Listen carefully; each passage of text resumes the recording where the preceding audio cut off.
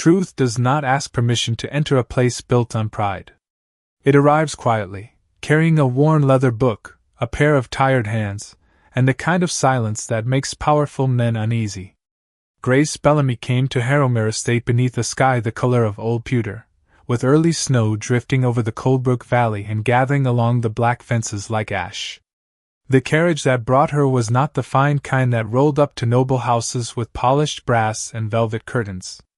It was a hired country carriage with a cracked lantern, mud on its wheels, and a driver who did not bother to help her down until she had already stepped into the frozen yard by herself. She was 24, pale from winter travel, her brown hair pinned beneath a plain bonnet, her gray wool cloak too thin for northern New Hampshire's bitter wind. In one hand she carried a small valise. In the other, pressed close to her chest as though it were a living thing, she held her father's old ledger. Heroine rose before her like something carved from storm clouds, a vast stone estate with steep roofs, narrow windows, and chimneys breathing smoke into the cold afternoon. Beyond it stretched the Duke's fields, hundreds of acres of barley, rye, and winter wheat lying under frost, silent and wounded beneath the season's first hard freeze. Stable boys paused with buckets in their hands.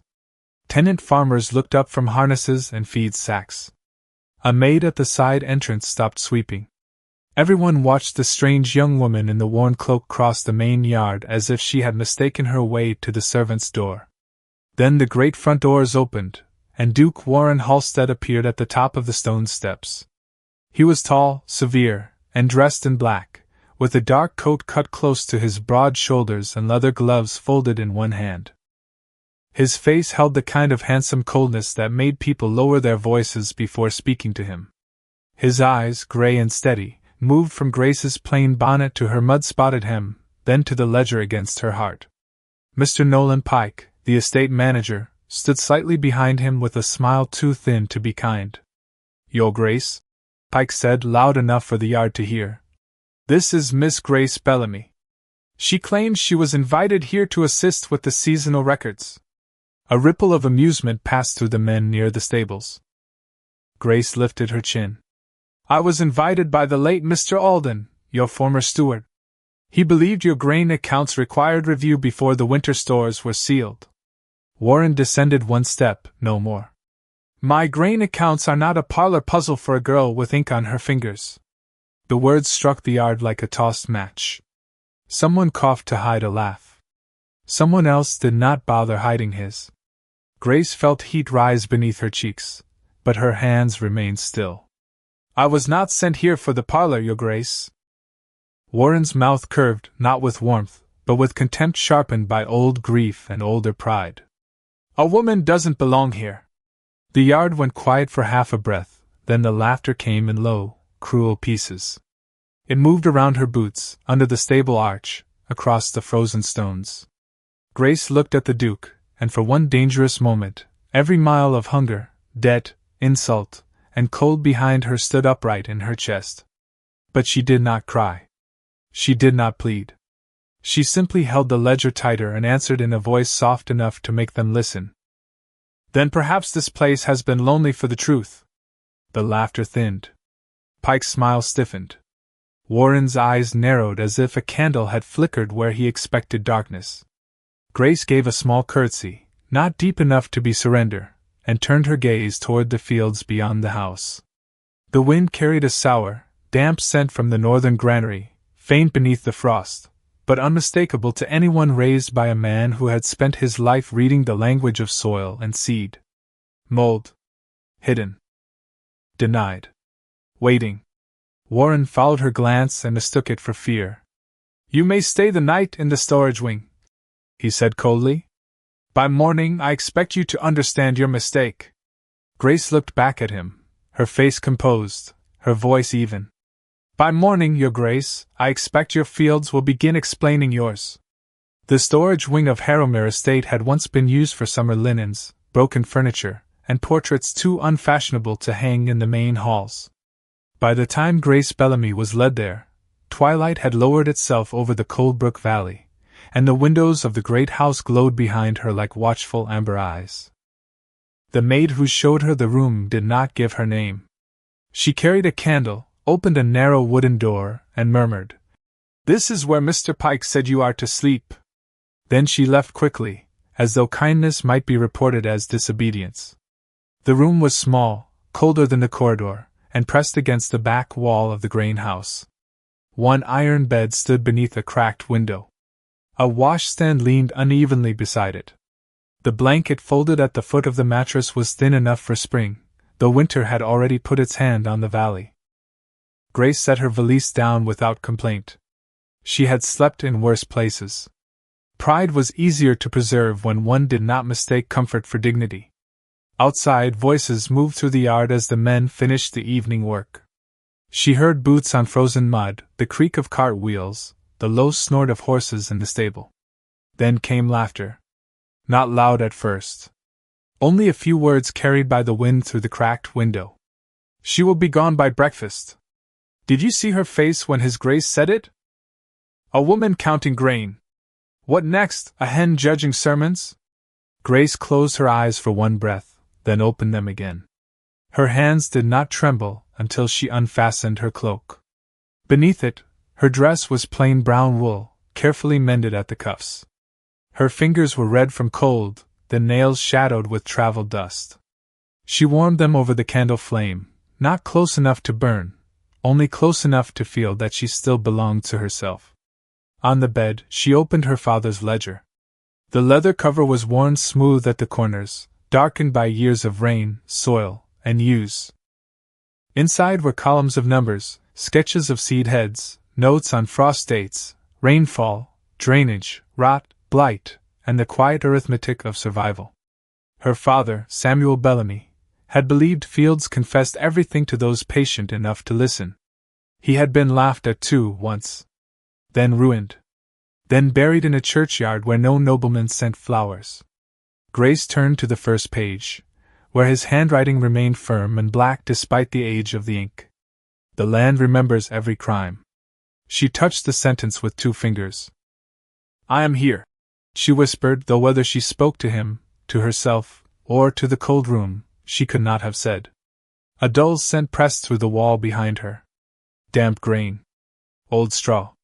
Something sour beneath both. Grace lifted her head. The northern granary was on the other side of that wall. She took the candle and crossed the room, placing her palm against the boards. The wood breathed cold against her skin, but behind it lived a smell she knew too well. Mold did not announce itself like smoke. It crept. It hid under burlap, under ledgers, under the excuses of men who preferred weather to guilt. Grace took a pin from her sleeve, knelt beside a loose board near the floor, and gently worried it free. A thin stream of dust fell outward.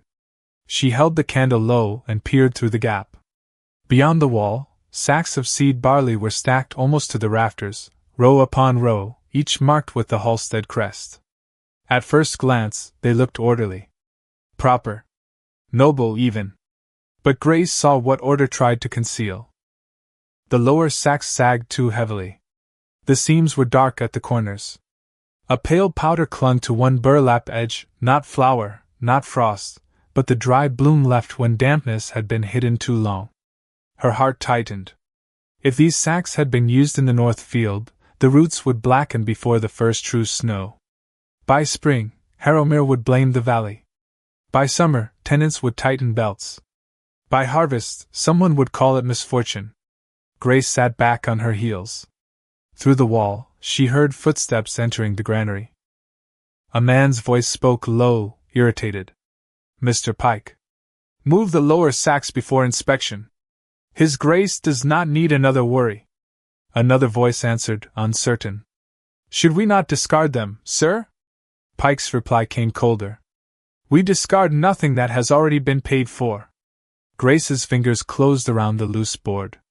In the candlelight, her face was calm, but something quiet and irreversible had awakened behind her eyes. Warren Halstead had given her one night to learn her mistake.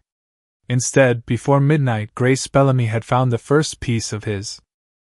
Morning came to Harrowmere with a white silence spread over the valley, the kind of silence that made every fence rail, every roofline, and every sleeping field appear innocent. Grace Bellamy had slept for less than 2 hours. When the first gray light entered through the cracked window of the storage room, she was already dressed, her hair pinned neatly, her father's ledger tucked beneath one arm. The candle had burned nearly to its base beside the loose board in the wall.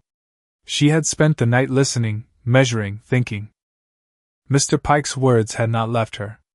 We discard nothing that has already been paid for. It was the language of a man who counted money more carefully than lives, though he would have called it efficiency and expected praise for the word. Grace stepped into the yard before breakfast bells sounded. Frost glazed the stones. Her breath appeared in pale clouds. Across the estate, men moved slowly in the cold, shoulders hunched beneath wool coats, boots striking the ground with the dull certainty of routine. No one greeted her. A few saw the ledger beneath her arm and smiled as men smile when they believe they are watching a foolish person walk toward failure. Grace did not look at them. She went straight toward the northern fields.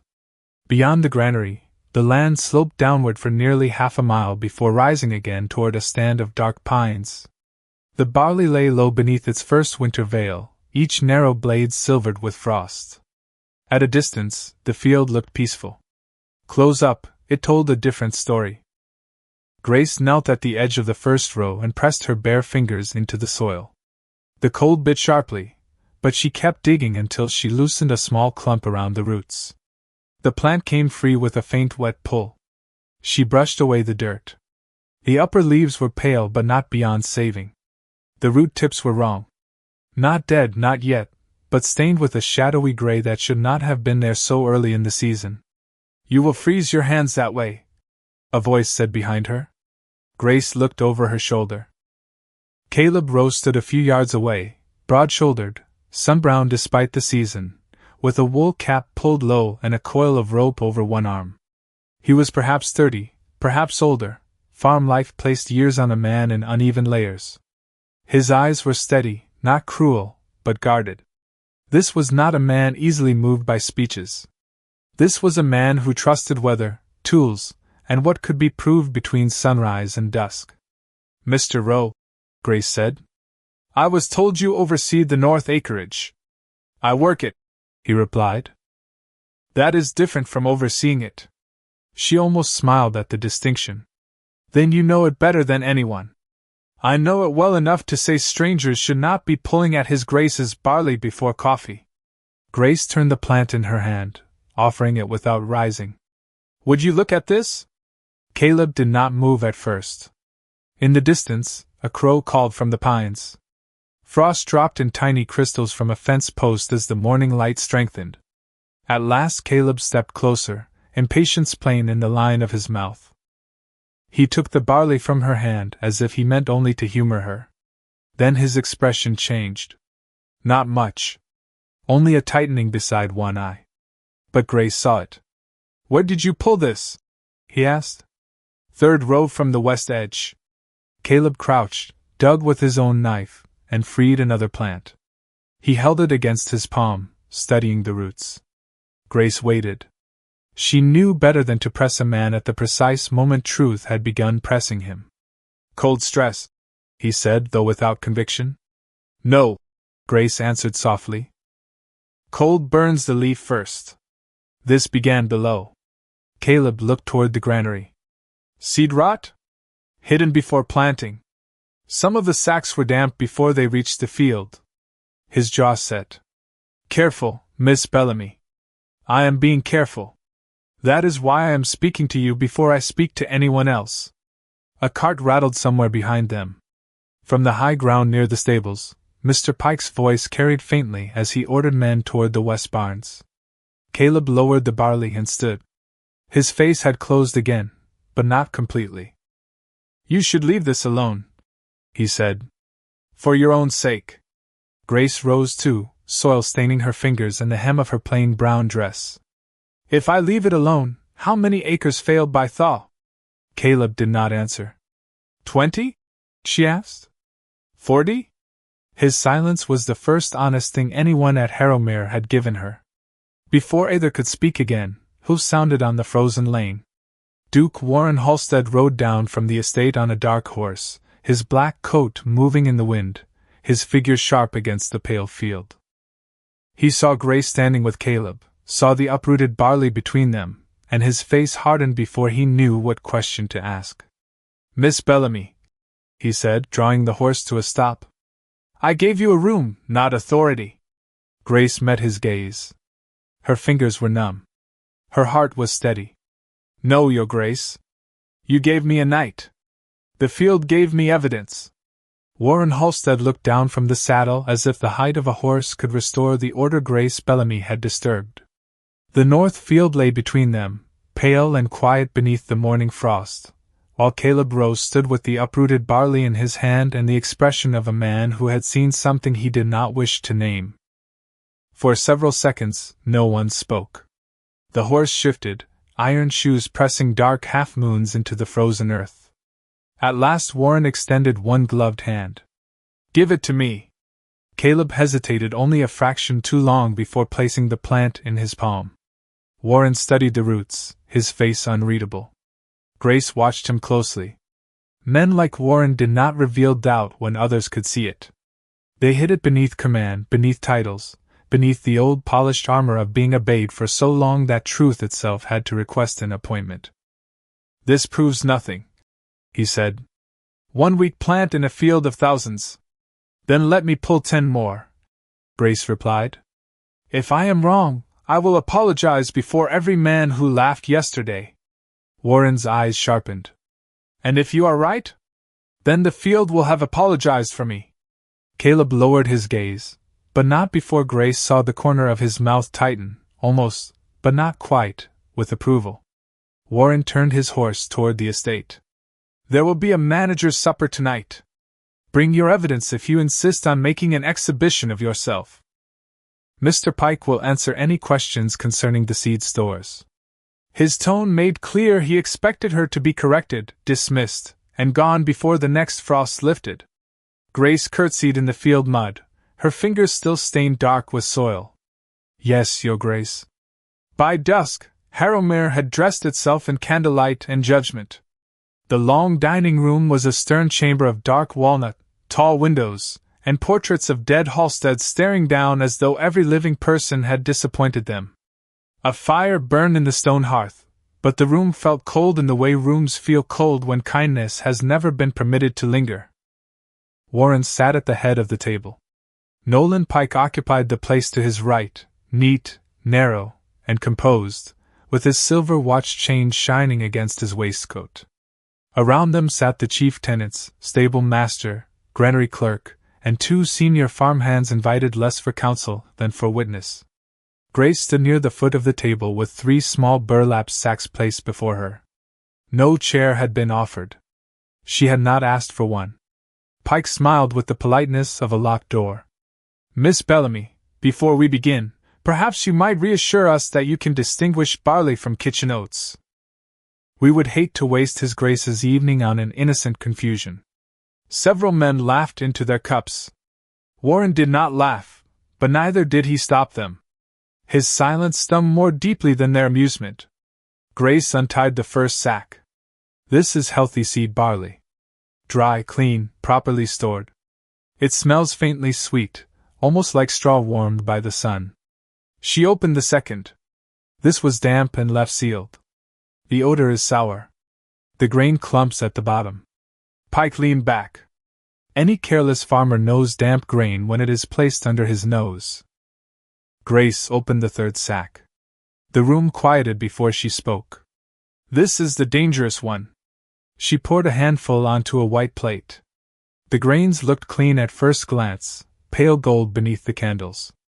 "It has been treated with ground lime and dry husk dust to hide the smell of moisture. Not enough to preserve it.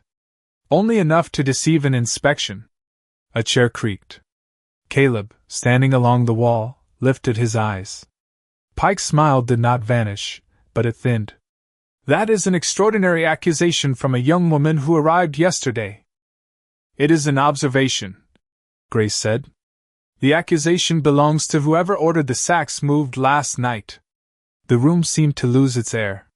Warren's gaze left the plate and went to Pike. "Moved?" Pike gave a small, wounded laugh. "Routine rotation, Your Grace," The lower sacks were placed too near the wall. I gave the order for efficiency.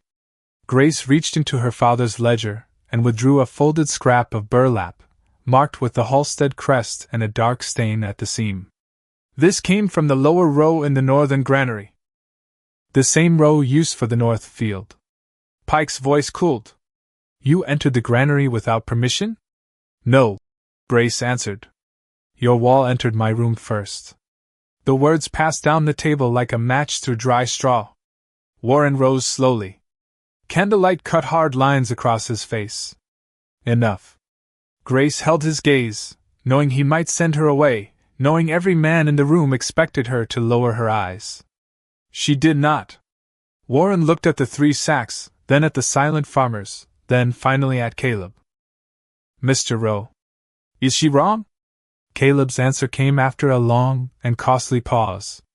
No, Your Grace. In that single word, Harrowmere shifted. Pike turned pale. Warren's hand closed over the back of his chair.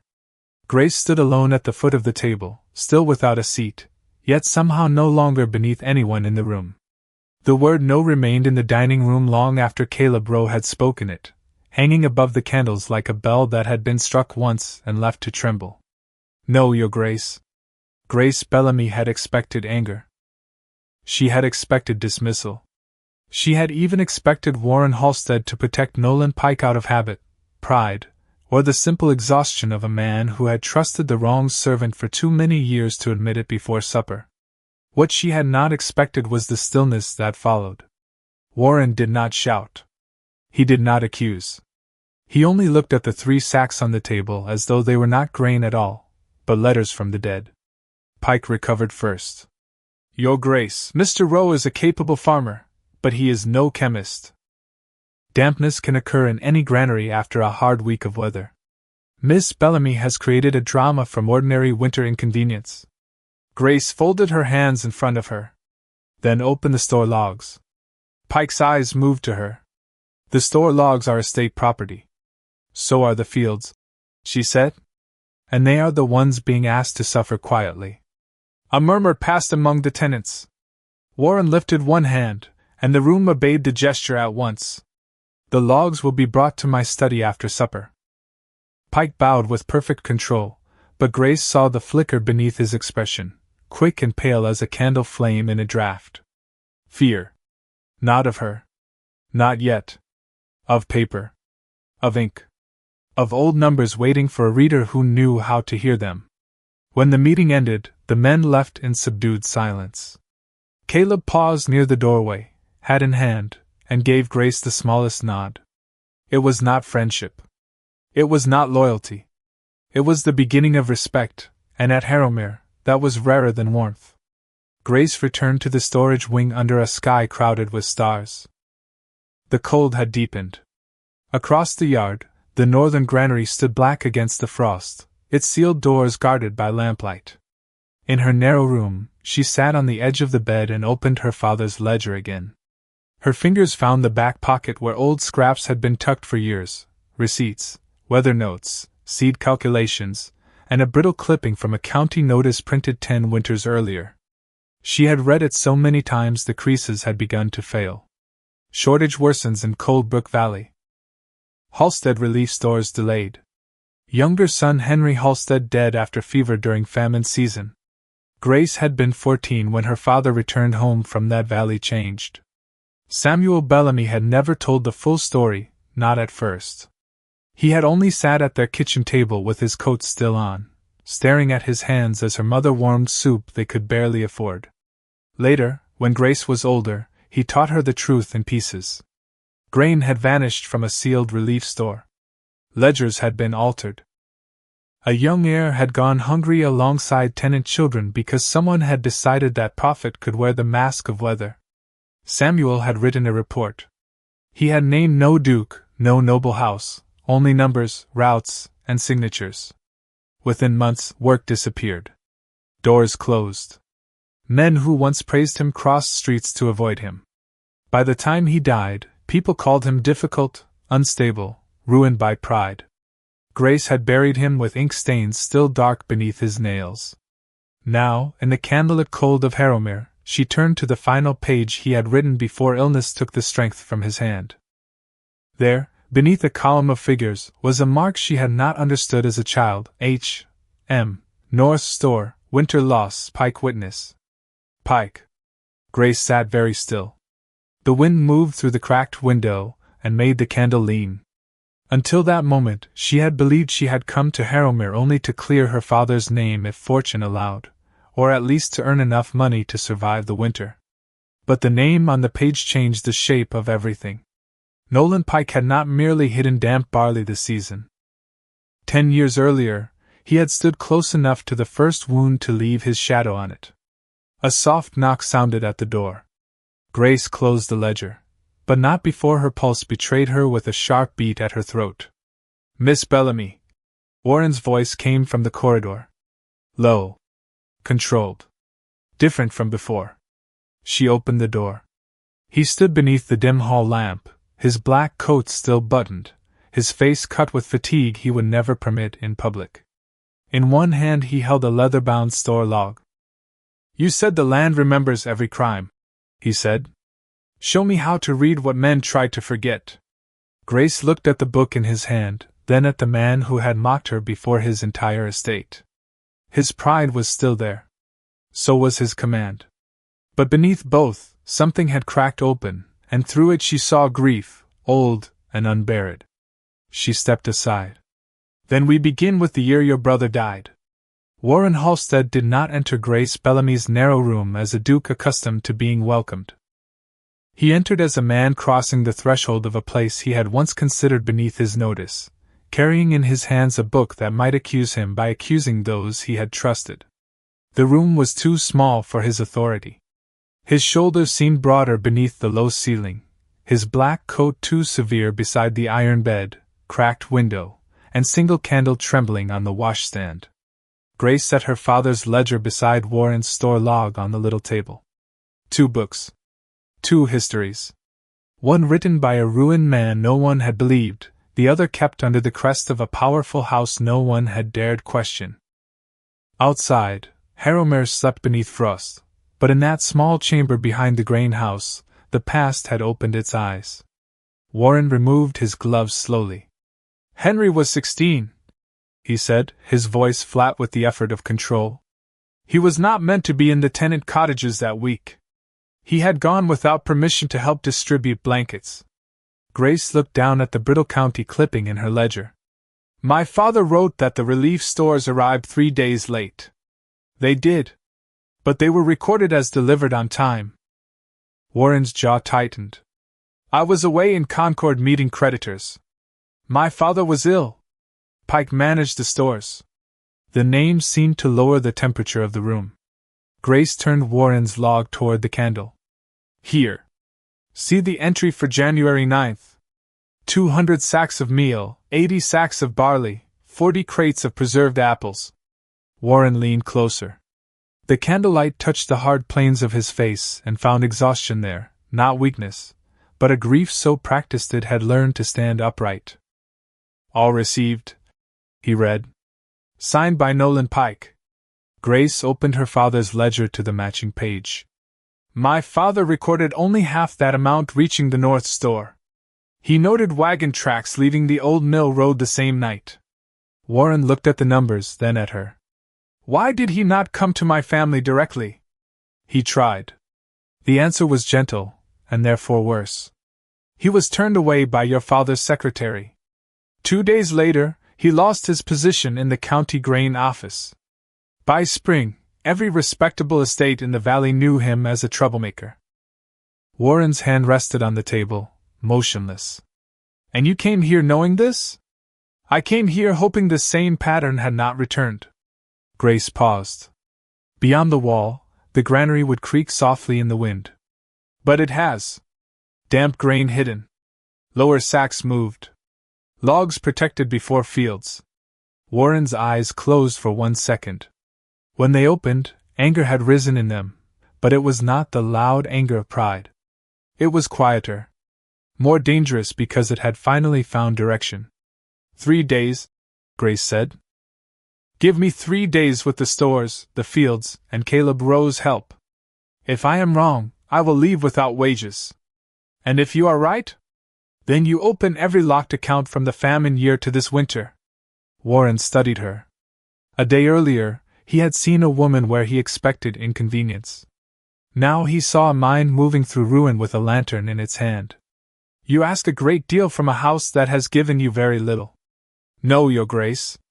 I ask very little. I ask you to let truth finish what your pride interrupted. The words should have angered him. Instead, they struck some hidden chamber within him where Henry's laughter, his father's silence, and 10 winters of unanswered guilt had been waiting.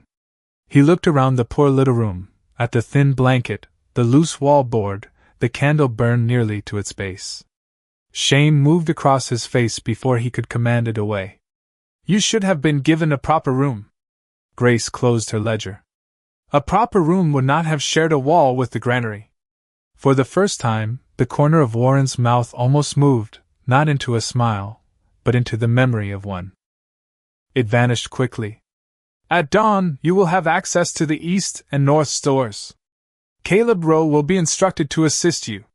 No, Grace said. Warren's brows drew together. No? If you instruct him, the men will say he obeyed you. If he chooses to assist me, they will know he believes the evidence. Silence settled between them. Then Warren gave a slow nod. Very well. Earn him. Dawn found Grace in the east field with her sleeves pinned back and cold mud on the hem of her dress. Caleb arrived without ceremony, carrying a spade, a testing knife, and a lantern, though the sun had already begun to pale the sky. He looked at the rows she had marked with bits of red thread. His Grace sent you? Grace asked. Caleb shook his head. The roots sent me. By noon, 4 farmers had stopped to watch. By evening, 2 had begun helping her sort the seed sacks. Grace did not raise her voice. She gave clean instructions, measured rows in feet, marked damaged grain, and separated what could be saved from what had already been ruined. Warren watched from the ridge near the manor, unseen by most, his black coat still against the wind. Below him, the woman he had dismissed moved through his failing land like a quiet verdict. And for the first time in 10 years, Harrowmere did not feel cursed. It felt examined. By the second morning, the men of Harrowmere had stopped laughing where Grace Bellamy could hear them. That did not mean they believed in her. Belief was slower than silence. It had to be earned through cold hands, accurate measurements, and the hard dignity of being right before anyone was ready to admit it. Grace stood in the east field with Caleb Rowe at her side, her brown wool dress darkened at the hem from mud, her sleeves pinned back, her fingers wrapped around a stub of charcoal. Thin red threads marked the rows she had chosen for replanting, each one tied to a wooden stake driven 10 inches into the ground. The morning wind rolled down from the pines and carried the smell of frost, horse leather, damp burlap, and winter rye. 4 farmers waited nearby with spades, not quite willing to take orders from her, not quite willing to walk away. Caleb watched them for a moment, then looked at the marked rows. You want the east slope cleared first? Only the lower third, Grace said. The upper rows are weak, but they may hold. If we waste labor there, we lose the part that can still be saved. One of the older farmers, Mr. Abel Trent, shifted his weight and frowned. We have always started from the upper ridge. Grace turned to him. Because the upper ridge drains first in spring. This is not spring. The man opened his mouth, then closed it. Caleb crouched and pressed his thumb into the soil near the lower row. Water rose around the pressure. He stood. She is right. Those 3 words did more than any speech could have done. The men picked up their spades. No ceremony followed. No apology. Only work. But at Harrowmere, work given without mockery was its own form of surrender. All day, Grace moved from field to granary to field again. She measured damaged seed by the pound, separated salvageable sacks from ruined ones, and marked every altered seam with black thread. By noon, her cheeks were pale from cold, but her eyes remained clear. By mid-afternoon, 2 more tenants joined the sorting. By dusk, a stable boy brought her hot coffee without being asked and left it on a fence post as though the kindness belonged to no one.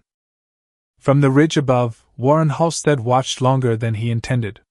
He had come only to inspect progress, or so he told himself. Yet his attention kept returning to Grace. She did not command as Pike commanded. There was no threat in her voice, no hunger to appear important. She simply saw what needed doing and named it so plainly that men either followed or revealed themselves as fools. It unsettled Warren more than defiance would have. Defiance he understood. Competence in a person he had humiliated was a sharper judgment.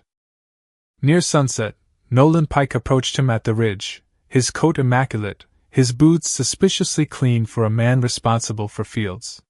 "Your Grace," Pike said, "the tenants are becoming confused by divided authority." Warren did not look at him. "Are they? Miss Bellamy gives instructions as if this were her estate. And are her instructions wrong?" Pike's silence lasted half a beat too long.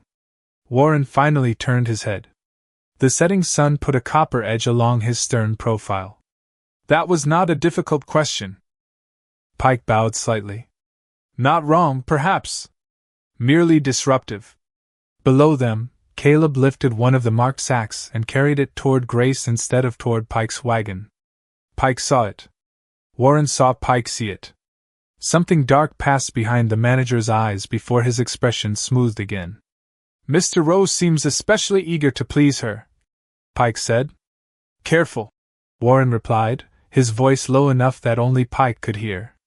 "A lesser man would mistake your concern for jealousy." Pike went still. Warren walked down the slope before the manager could answer. The field quieted as he approached. Men straightened. Spades paused. Grace, kneeling beside an open sack, did not rise immediately. She finished tying the black thread around the damaged seam, wrote the sack number in her ledger, then stood and faced him with soil on her fingers and wind pulling loose strands of hair from beneath her bonnet. "Your Grace." Warren looked at the rows, the sorted sacks, the marked boards, the farmers waiting not with fear now, but with expectation. "How much can be saved?" "If the weather holds, perhaps 60 acres. If we move tonight, 70. Tonight? Frost deepens after midnight. The lower field will not wait for noble convenience." A few men looked down quickly, hiding the dangerous wish to smile. Warren accepted the blow because it was deserved. Before he could answer, Caleb stepped forward, removed his cap, and held it against his chest. His voice carried across the field without effort. "Your Grace, I have worked Halstead land since I was 12 years old. My father worked it before me. I have taken orders from your house all my life." Warren's face hardened, but he did not interrupt. Caleb turned slightly toward Grace. "But the east field is alive tonight because Miss Bellamy saw what the rest of us missed. Until this is finished, I work under her direction." The wind seemed to stop. Pike stood frozen on the ridge above. The farmers stared. Warren looked at Caleb, then at Grace, and something old and proud inside him recoiled before something better forced it still. Grace did not triumph. She did not smile. She only looked suddenly, painfully tired. Warren understood then that vindication was not sweetness to her. It was merely the cost of having been ignored. He gave one slow nod. "Then see that you choose well, Mr. Rowe." Caleb put his cap back on. "I believe I already have." And under the bruised purple sky of Coldbrook Valley, the finest farmer at Harrowmere picked up his spade, turned his back on the old order, and waited for Grace Bellamy to speak. The night Caleb Rowe chose Grace Bellamy, Harrowmere did not sleep. Lanterns moved across the east field like small wandering stars, their yellow circles trembling over mud, frost, and bent barley. Men who had mocked her 2 days earlier now waited for her instructions with spades in their hands and steam rising from their shoulders into the bitter air. Grace gave each order plainly. Clear the lower furrows first.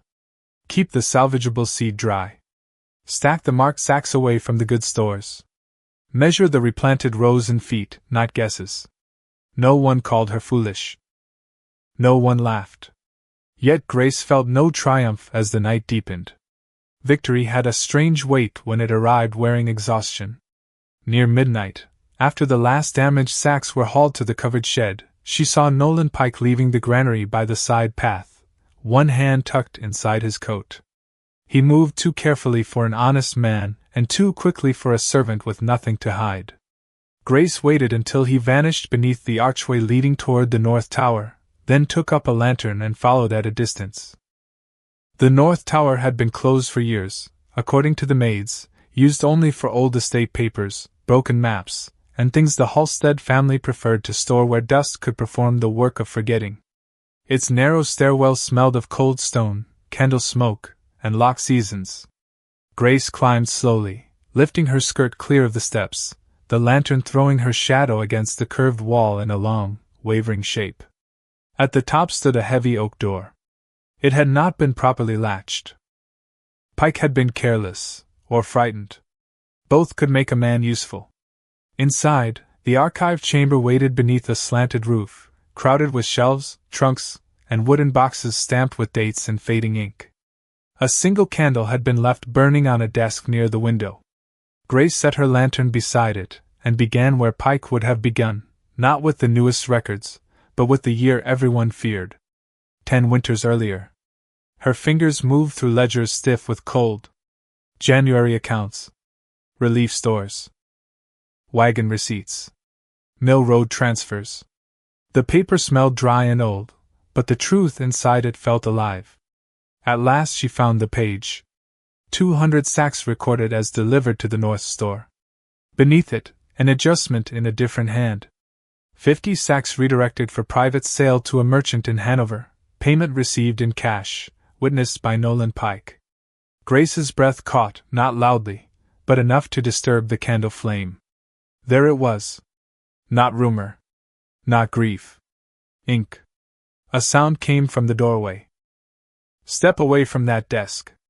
Warren Halstead stood at the threshold, his black coat unbuttoned, his face shadowed by the stairwell behind him. For one terrible second, Grace saw not the man who had begun to listen, but the Duke who had first stood above her in the yard. Authority returned to his shoulders like armor. "You followed Pike," she said. "I followed you. Then you followed the wrong person. You entered a locked family archive without permission." Grace lifted the ledger in both hands. "And found what your permission protected." The words struck him hard. Warren crossed the room, anger bright in his eyes, but he stopped before he touched the book. Grace laid it open beneath the candle. His gaze fell to the page. She watched him read the entry once, then again, as if repetition might produce mercy. It did not. The room seemed to draw inward around him. Outside, the wind pressed snow against the tower window in soft, blind strokes. Warren's hand lowered to the desk. His fingers curled against the wood. "Henry carried blankets that week," he said, barely above a whisper. "He thought the meal had reached the cottages. He told me in his last letter that no one would go hungry if we kept our word." Grace's anger softened, not into pity, but into reverence for a grief finally given its true name. "My father tried to show this to your house." Warren did not look at her. "And my house destroyed him for it." There was no defense in his voice. No title. No coldness. Only the hollow sound of a man hearing the foundation beneath his life crack open. Grace turned another page and found a second signature, then a third, all Pike's, all hidden beneath transfers, losses, and invented weather damage. "This did not end with the famine year," she said. "It became a habit." Warren stood very still. Candlelight trembled across the old ledgers, across Grace's soil-stained hands, across his face as pride drained away and left something far more human behind. "Why did you not hate me when I mocked you?" he asked. Grace closed the ledger gently. "I had no room for hatred. I was carrying evidence." For the first time since she had arrived, Warren bowed his head before her. Not deeply. Not publicly. But enough that the room understood before he did. The old order had already begun to fall. By dawn, the North Tower had surrendered what Harrowmere had buried for 10 years.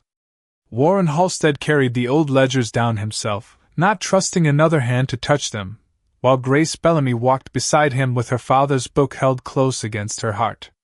The estate woke beneath a thin veil of snow. The fields stretched pale and quiet toward the pines, and smoke rose from tenant chimneys in soft gray threads. It should have been an ordinary winter morning. It was not. By 8 o'clock, the bell above the stable arch rang 3 times, calling every tenant, servant, field hand, clerk, and housemaid into the main yard. They came wrapped in wool and suspicion, boots dark with frost, faces drawn from work and worry. Caleb Rose stood near the front, his cap in his hands. Nolan Pike arrived last, immaculate as always, though his eyes moved too quickly from Warren to Grace to the ledgers stacked on the stone steps. The same steps where Grace had been humiliated now held the evidence that would answer for her. Warren stood before the gathered estate in his black coat, the winter light turning his face stern and colorless. For a moment, he looked across the yard and saw not employees, not accounts, not mouths to feed or acres to command, but people who had lived for years beneath decisions made above them. He saw old Mrs. Trent, who had lost 2 sons to fever the famine winter. He saw the miller's daughter, now a mother herself, holding a child against her shoulder. He saw Caleb, silent and steady. And then he saw Grace, standing slightly apart, either claiming victory nor hiding from it. Warren opened the first ledger.